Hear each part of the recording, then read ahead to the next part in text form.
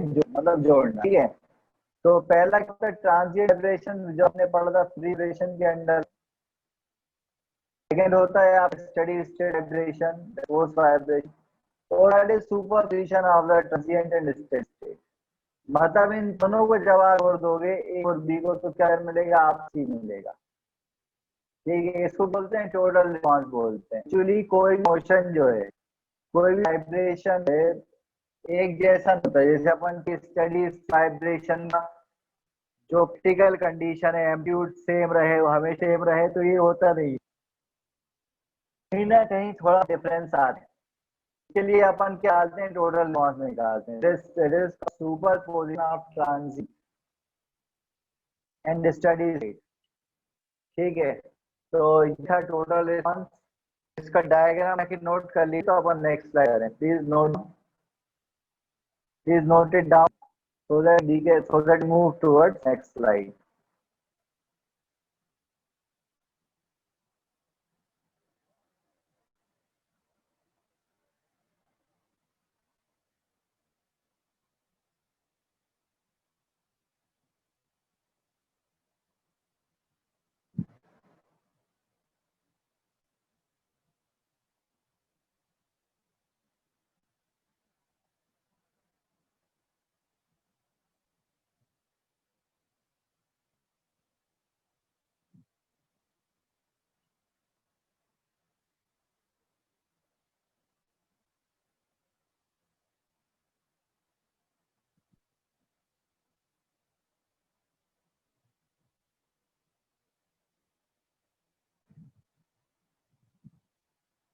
देख लिया है,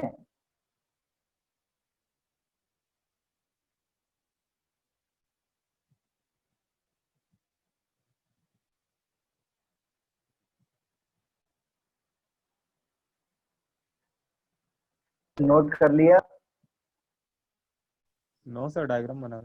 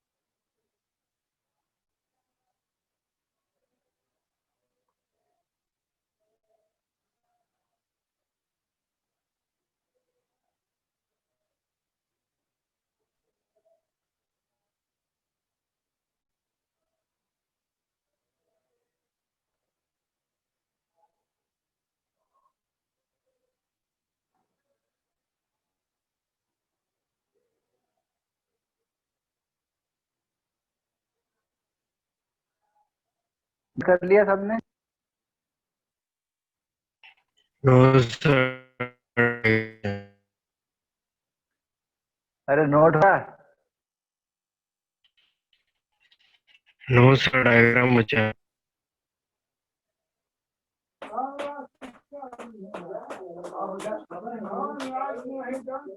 ठीक है, स्लाइड हो गया, चलो ठीक है।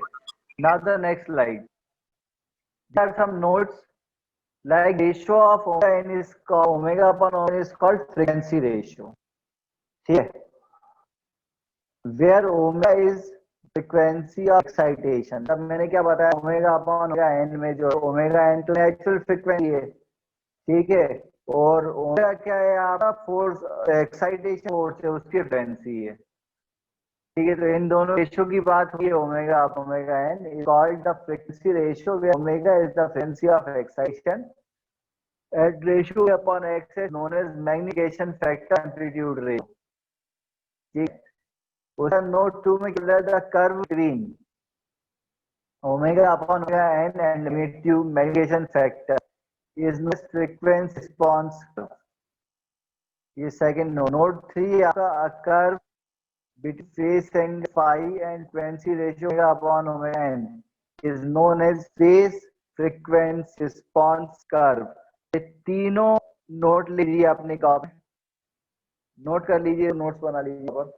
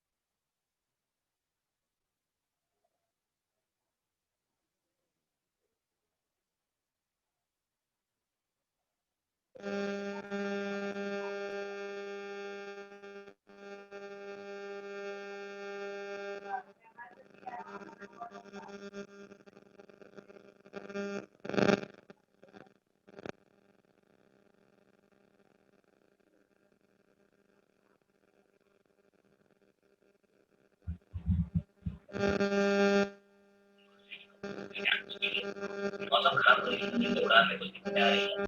भारी वर्षा की वजह से हैदराबाद का रनवे बंद कर दिया गया है।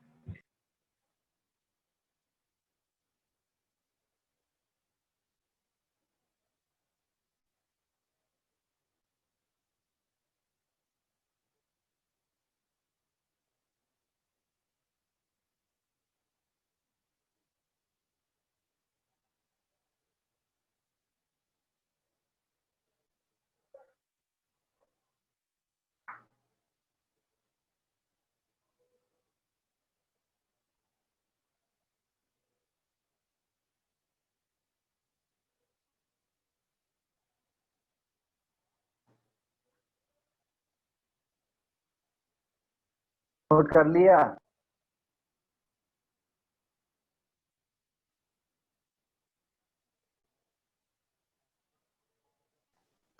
Yes sir. ओके,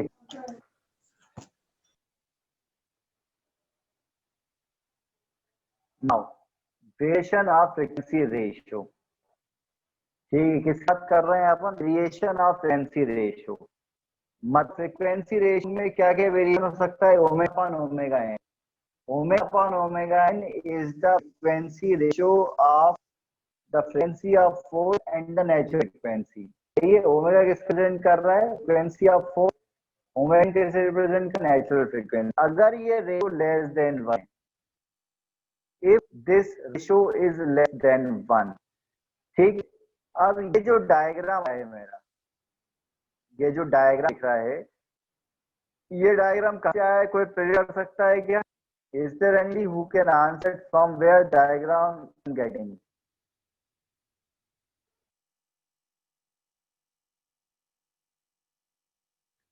कोई प्रेडिक्ट कर बता सकता है क्या वो?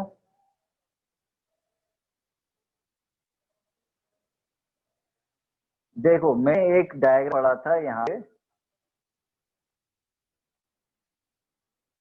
ये वाला डायग्राम पढ़ा था। Yes, sir.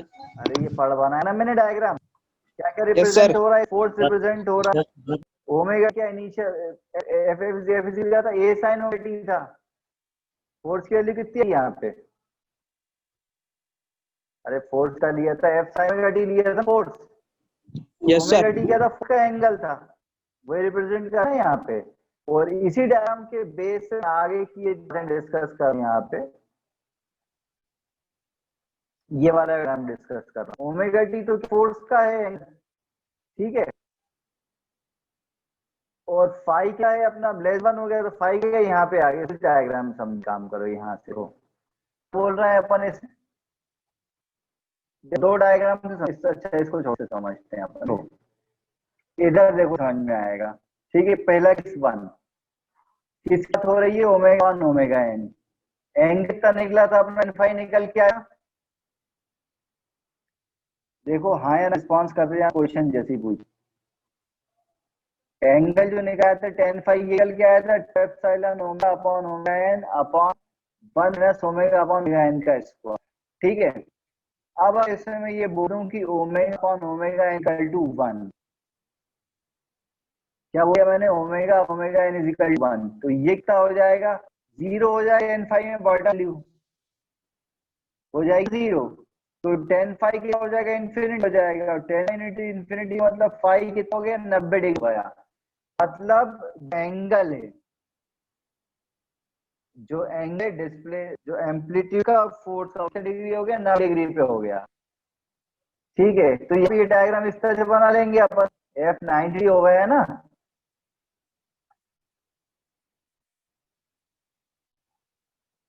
देखो यहाँ पे एफ फाई है यहाँ पे, ठीक है। ये मान दिख रहा है ना, यहाँ पे ये फाई है, तो फाइन कितना होगा? 90 डिग्री होगा। तो इसको कैसे अपन ड्रॉ सकते हैं? अपन इस तरह से ड्रॉ कर सकते हैं, आ जाएगा ना डायग्राम। 90 डिग्री हो गया फाई, ठीक है। सी ओमेगा कितना हो गया? सी ओमेगा डैम फोर्स हो गया अपना। यहाँ क्या स्प्रिंग फोर्स आ गई, और ये क्या इनर्शिया फोर्स है। एफ फिजिकल टू क्या हो गया यहाँ पे? ओमेगा है, ठीक है। तो एम्पलीट्यूड रेजोनेंस कितना हो जाएगा? F is equal sorry A equal to upon omega, omega upon omega n equal to 1 है। Means this condition is a resonance condition. Resonance condition होता है ना, frequency of force and frequency vibration amplitude is, तो कौन सा आ जाएगा? Resonance condition आ जाता है। तो उसमें एम्पलीट्यूड कितना होता है? F upon omega. ये जो डायग्राम है उसके बोलते हैं फोर पॉलीगॉन बोलते हैं। ये तो किसकी बात? When omega omega n is equal to 1, ठीक। केस 2 दिया हुआ है, omega upon omega n is less than 1, ठीक है। ओमेगा अपॉन ओमेगा एन क्या लिखा है? इज लेस देन 1, तो दैट मीन टेन फाइव कितना जाएगा? 0 की तरफ जाएगा आगे। It will become near to 0 when omega omega n is very less than 1, so n phi will tend to move towards 0, तो phi इक्वल टू कितना होगा? 0 होगा, ठीक है। phi इक्वल टू 0 होगा, दैट मींस f और k a, ये जो यहाँ डायग्राम में दिए हुए हैं कि phi ये एंगल 0 हो गया। देख माउस का कर, अगर एंगल 0 हो गया तो f और k क्या हो जाएगा? बराबर हो जाएंगे। f इंक्लाइंड होता जाएगा और यहाँ आगे जुड़ जाएगा, एफ और के हो जाएगा आपस में बराबर आएंगे। दैट मीन्स ड्राइविंग फोर्स क्या हो जाएगा? ऑलमोस्ट हो जाएगा। डैम्पिंग फोर्स हो जाएगा ना, सी ओमेगा 0 हो जाएगा, phi 0 that C omega 0 and F is equal to K, तो एम्पलीट्यूड कितना हो जाएगा? एफ अपॉन के। नोट करिए इसको, सिंपल मैथ्स के बेस पे आया है। नोट कर लीजिए।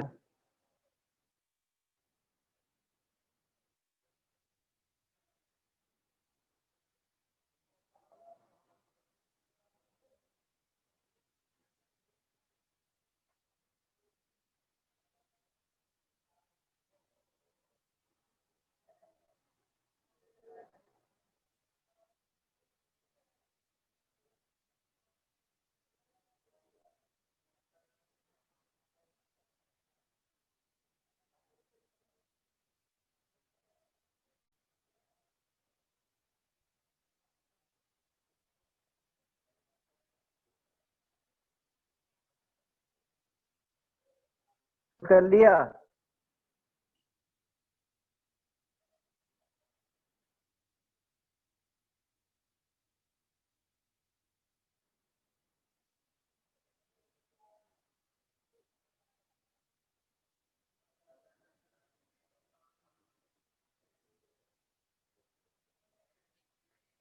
नोट कर लिया ने?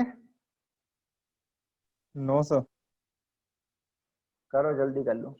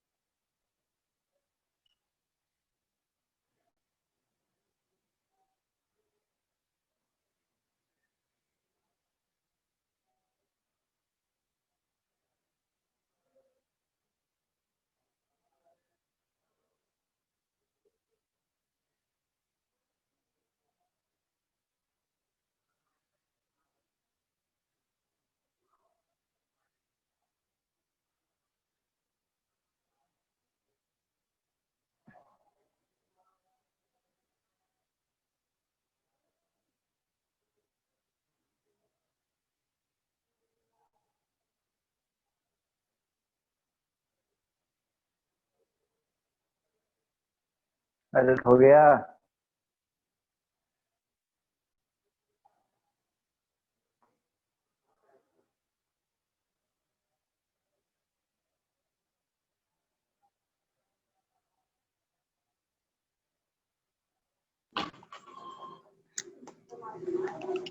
नोट कर लिया आपने?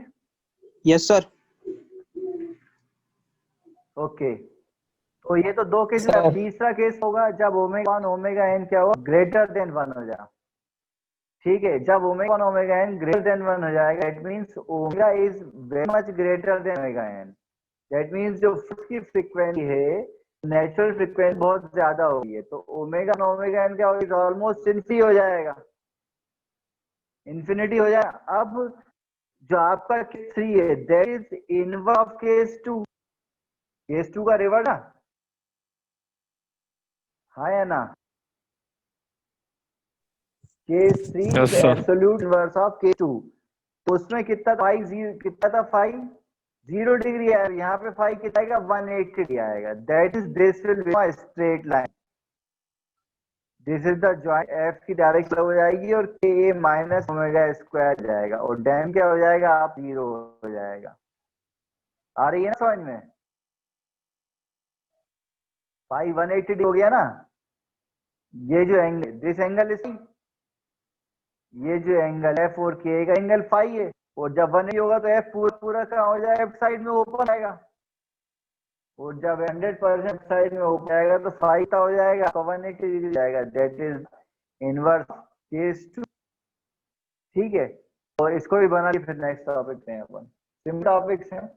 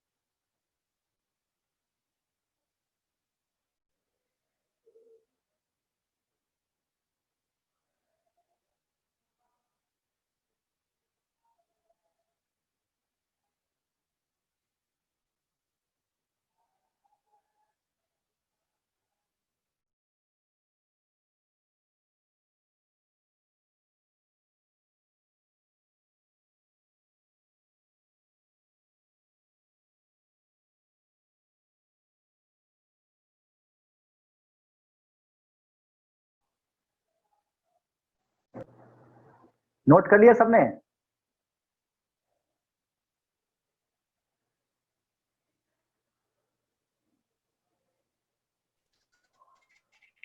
Yes sir. ठीक है, Yes, sir. ये जो डायग्राम्स हैं बुक में दिए हैं, एक बार आप लोग बुक से वीपी सिंह से भी देख लेना, मैंने उसको सिंपल फॉर्म में कर दिया था यहाँ पे जल्दी समझ में आने वाला। ठीक है, बुक में दिया हुआ ये देख रहा है ना, ये फाई देख रहा है, ये 180 डिग्री हो गया, पूरा ओपन हो गया। ठीक है ना। चलो अब आते हैं अपन response of a rotating and reciprocating unbalance system. अब मैं सबसे पहले ये समझ लूं कि रोटेटिंग और रेसिप्रोकेटिंग क्या होता है। रेसिप्रोकेटिंग पंप होता है, टू एंड फ्रो मोशन होता है, that is called reciprocating motion. ठीक है, देखा है ना साइकिल में हवा भरते हैं जो अपन पेडल पंप रहता है, that is a reciprocating motion. Rotary motion मतलब किसी एक पॉइंट के अबाउट जो मोशन होगा, that is going to be a rotary motion.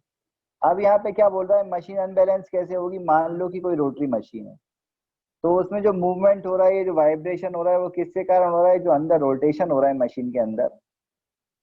ठीक है, that could be because of impeller, जैसे पानी के पंप में इम्पेलर लगा रहता है, टरबाइन रहता है, तो ये सब रोटेटिंग मशीन है। अब मान लो रोटेशन का एक्सिस, जिस एक्सिस पे फिक्स किया गया है कि भाई इसके अबाउट जो है रोटेशन होना है। ठीक है, अगर वो रोटेशन का एक्सिस थोड़ा सा शिफ्ट हो जाता है, तो एग्जैक्ट सेंटर के अबाउट रोटेट नहीं होगी। Now the term will come eccentricity, मतलब एक्सिस से थोड़ा सा ऑफसेट होकर रोटेशन शुरू होगा, तो उसको क्या टर्म बोलेंगे, एसेंट्रिसिटी बोलते हैं। ठीक है, इसेंट्रिसिटी एक टर्म आपने स्ट्रेंथ ऑफ मटेरियल जब पढ़ा हुआ, तो उसमें स्प्रिंग जब पढ़ा हुआ, उसमें भी एक इसेंट्रिसिटी टर्म आती है कि जब लोडिंग जो है स्प्रिंग के सेंटर में लग थोड़ा सा ऑफसेट हो जाता है, तो क्या बोलते हैं उसे, इसेंट्रिक लोडिंग बोलते हैं। यहाँ भी वही सेम केस है कि अगर लोडिंग सेंटर पे ना होके एक्सेस से थोड़ा एक्सेस उसका ऑफसेट हो जाता है, उसको क्या बोलते हैं, इसेंट्रिक बोलते हैं। और जब रोटेशन होगा तो क्या होगा, वाइब्रेशन जनरेट होगा। ठीक है, तो यही थ्योरी मैंने ऊपर लिख रखी है, इसको लिख लीजिए। और ये जो डायग्राम दिख रहा है कि भाई ये देखो, इसमें डायग्राम ऐसे फाउंडेशन बना हुआ है, स्प्रिंग लगा हुआ है, डैम्पर लगा हुआ है। बेसिकली क्या करी गई कोशिश, है कि स्प्रिंग मास सिस्टम बनाने की कोशिश करी गई है। ठीक है, तो सेंट्रीफ्यूगल फोर्स क्या होता है, F is equal to m zero omega square ई।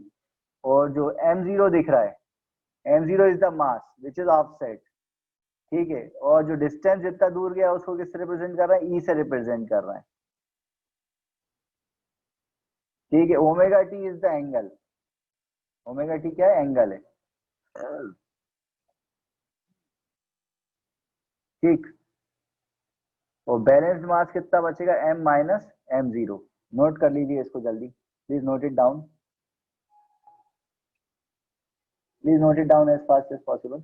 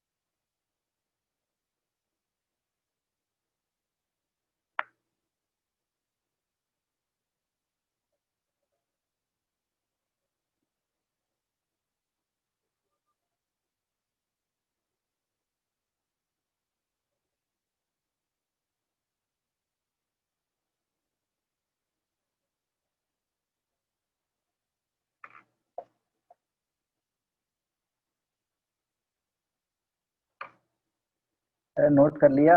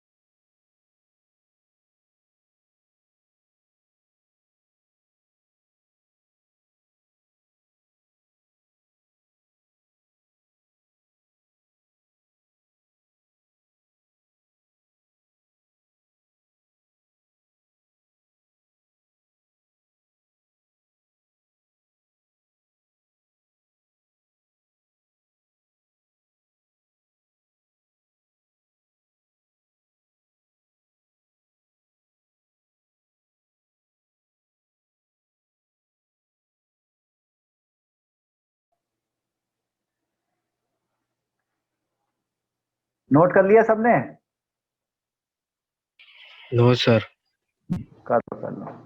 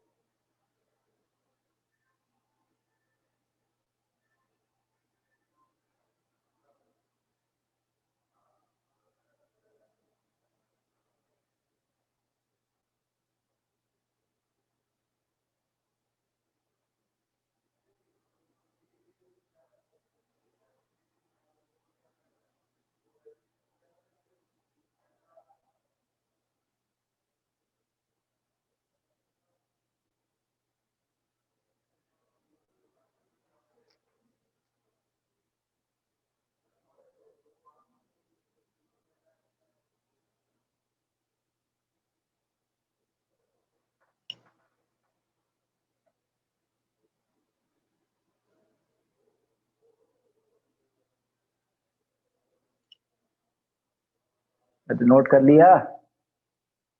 जल्दी करो भाई। यस सर, हो गया। ठीक है। Now the mass of machine including the eccentric mass m and the angular speed of rotor as omega radian per second। ठीक है। के एंड सी जो आपके स्प्रिंग कांस्टेंट है और डैम्पिंग ऑफ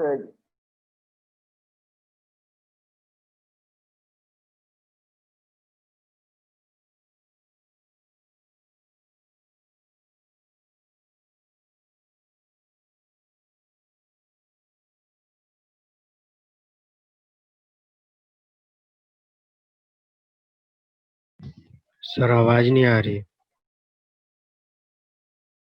स्प्रिंग स्टिफनेस है और डैम्पिंग कोएफिशिएंट है। ठीक है।